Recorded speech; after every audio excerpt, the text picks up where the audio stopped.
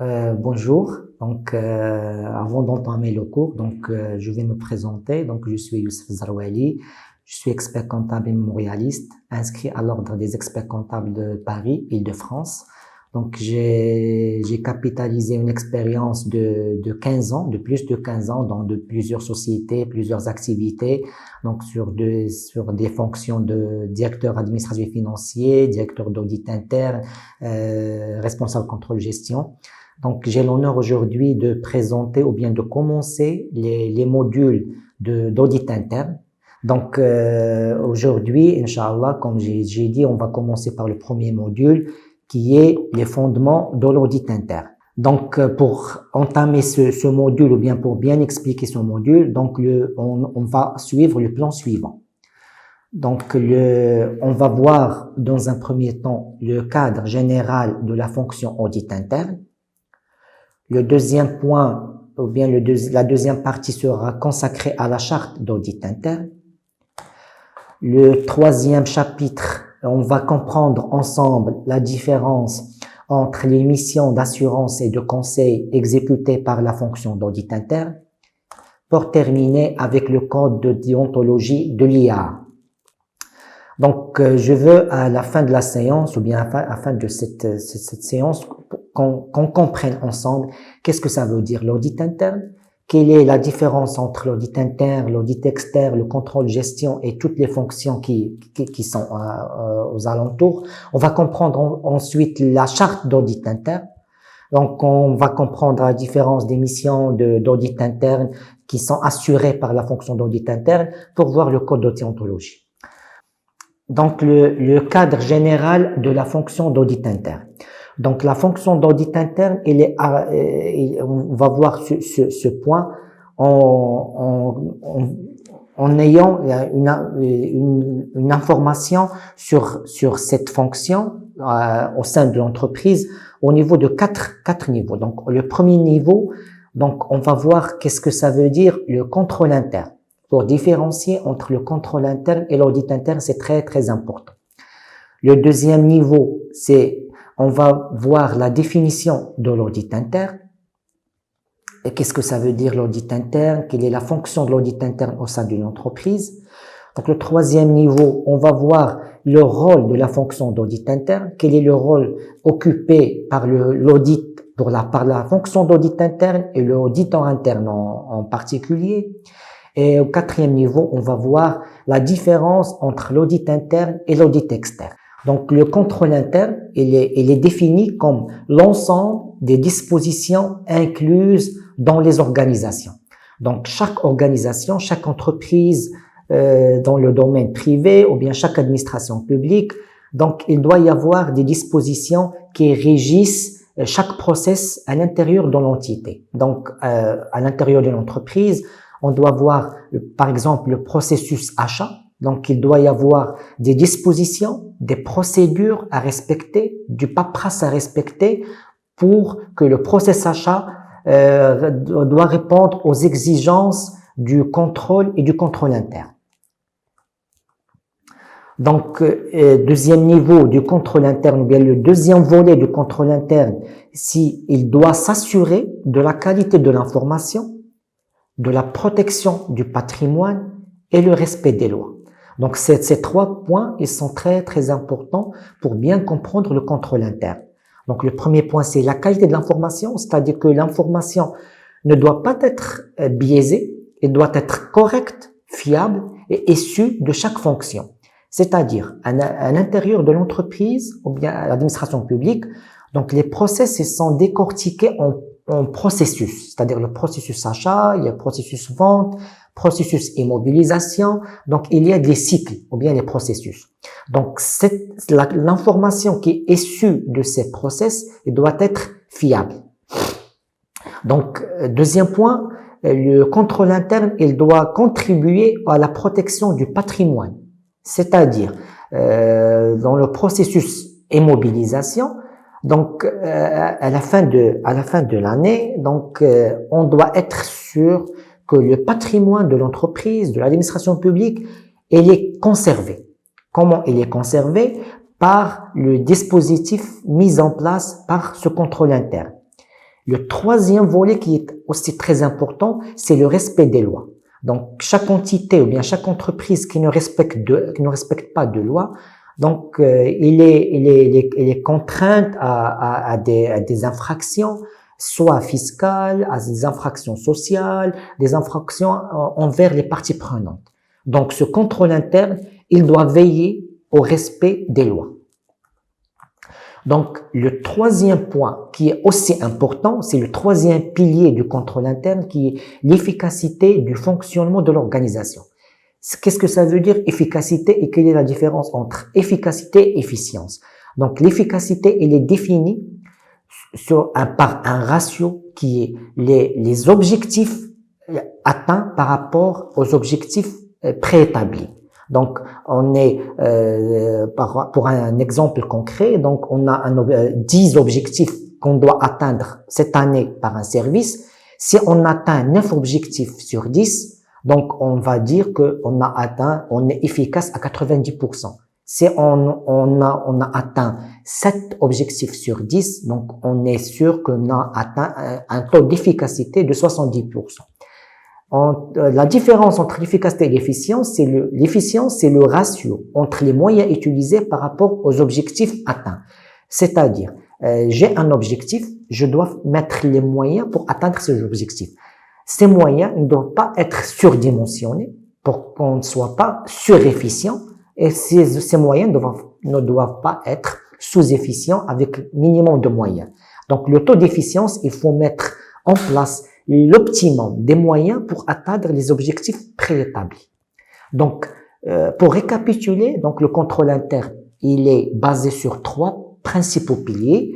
C'est l'ensemble des dispositions incluses dans les organisations. Il doit assurer ou bien il doit s'assurer que la qualité de l'information est fiable. Il doit protéger le patrimoine et participer au respect des lois. Donc, le troisième pilier, c'est l'efficacité ou bien prévoir une efficacité du fonctionnement de l'organisation. Donc, on passe maintenant au deuxième point qui est l'audit interne. Donc, l'audit interne, il est articulé en 3 piliers aussi, comme le contrôle interne. Donc, l'audit interne, il est articulé en 3 piliers. Donc, le premier pilier,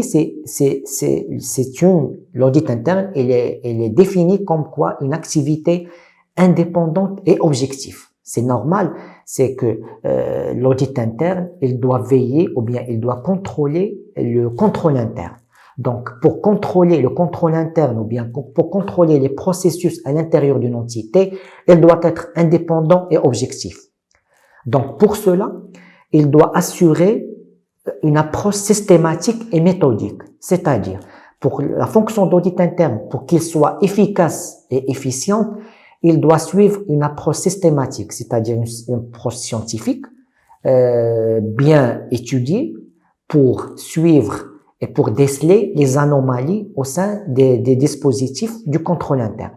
Et méthodique, c'est-à-dire on doit suivre une méthode par rapport à chaque process, par rapport à la mise en place d'un plan d'audit qui va suivre la chronologie à l'intérieur d'une année pour voir si le contrôle interne ou bien les procédures de contrôle interne ils sont bien appliquées. Ça, c'est le premier point. Le deuxième point, l'audit interne, il doit veiller à une assurance sur le degré de maîtrise de ses opérations. Donc, la mission principale de l'auditeur interne, c'est qu'il doit être sûr que les opérationnels maîtrisent les procédures mises en place par le contrôle interne. Ça, c'est la première et la primordiale fonction de l'audit interne. Donc, pour cela, donc, il doit suivre les processus de management des risques, de contrôle et de gouvernement d'entreprise. Donc, c'est-à-dire que l'audit interne, donc, il doit suivre un processus de management des risques, c'est-à-dire il doit déceler les zones à risque et c'est d'une façon proactive. Il faut pas attendre qu'un processus soit ou bien commet une erreur, commet une faute. Après, on va dire non, il fallait faire. L'audit interne, c'est une approche proactive. Donc, il doit déceler les risques pour parer à ces risques et pour mettre les mesures palliatives avant d'entrer ou bien avant de commettre le risque. Donc, le troisième point, la fonction ou bien l'apport de l'audit interne, il apporte ses conseils pour améliorer et contribuer à créer de la valeur ajoutée. C'est normal, l'audit interne, c'est pas un centre de coût, mais c'est un centre de profit aussi. Parce que, à travers l'audit interne, l'entreprise, l'administration publique, et il voit quels sont les processus qui doivent être améliorés. Il voit quels sont les processus qu'il y a des risques. Je sais pas, qu'il y a des risques de fraude, des risques de vol, les risques de défaillance, les risques de non-respect des lois. Donc, l'audit interne, son rôle est de apporter ses conseils pour améliorer et contribuer à la valeur ajoutée. Donc, pour cela, il doit faire des propositions pour renforcer l'efficacité. Donc, un auditeur interne qui n'apporte pas des conseils, qui n'apporte pas des améliorations aux différents processus, c'est un audit interne qui ne fait pas sa fonction. Donc, pour récapituler, donc l'audit interne, il est articulé en 3 piliers. C'est une activité qui est indépendante et objective.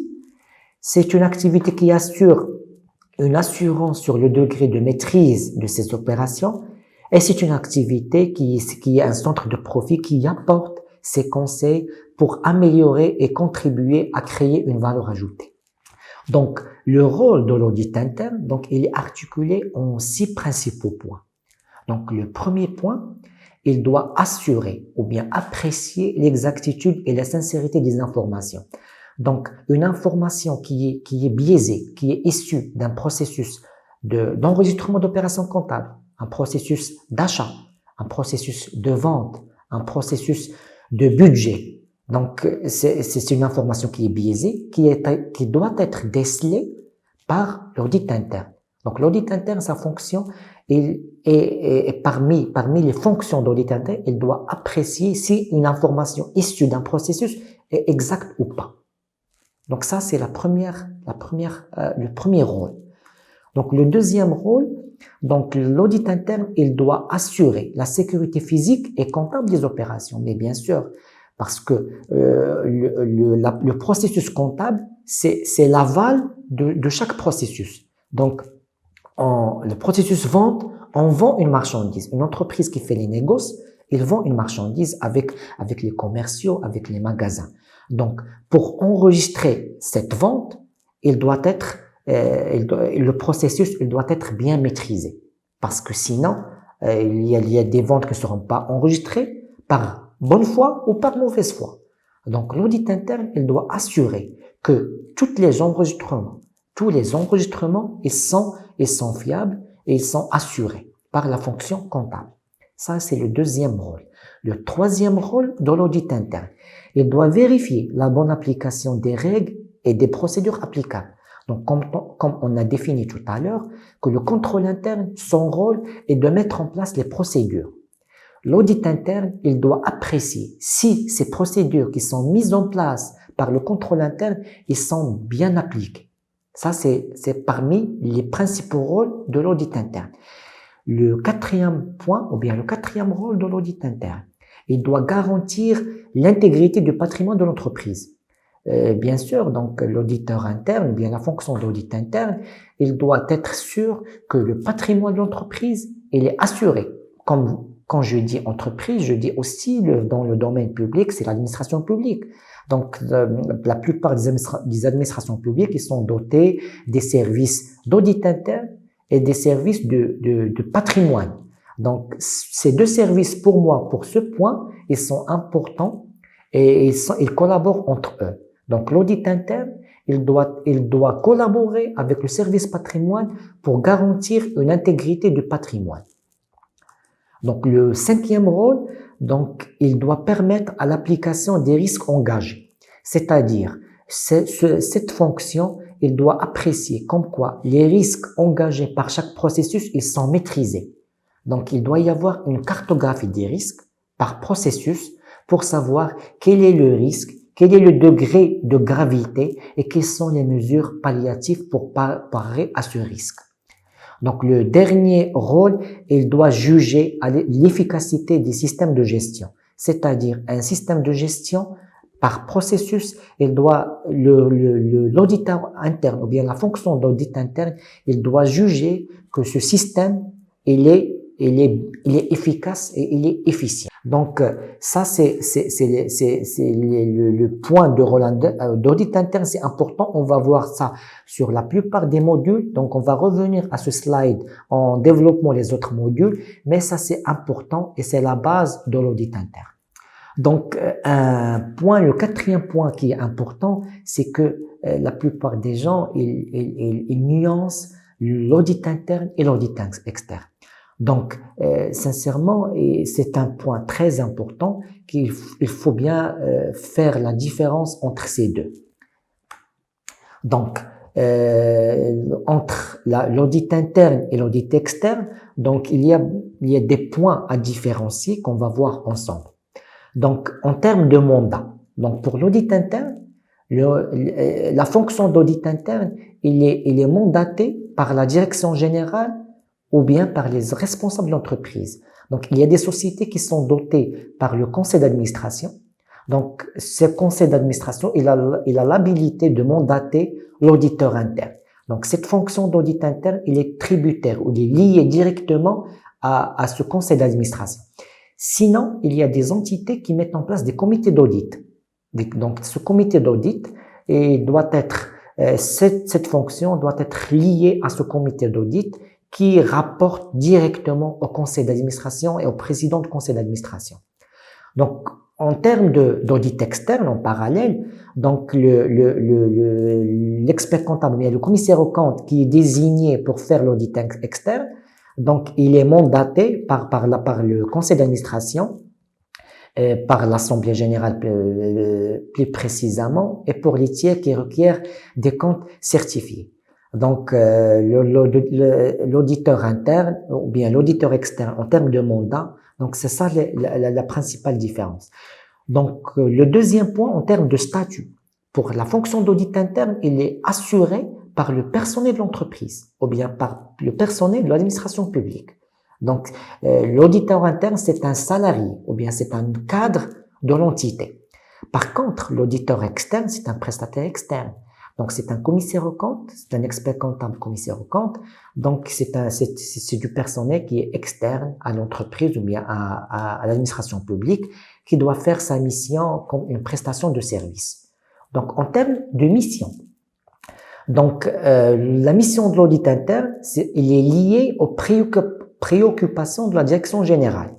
Donc, il peut s'agir d'un déclenchement sur décision. Donc, décision du directeur général, du conseil d'administration, liée à un risque qui vient d'être décelé, liée à une défaillance en termes d'une procédure. Donc, c'est une mission qui est donnée par la direction générale.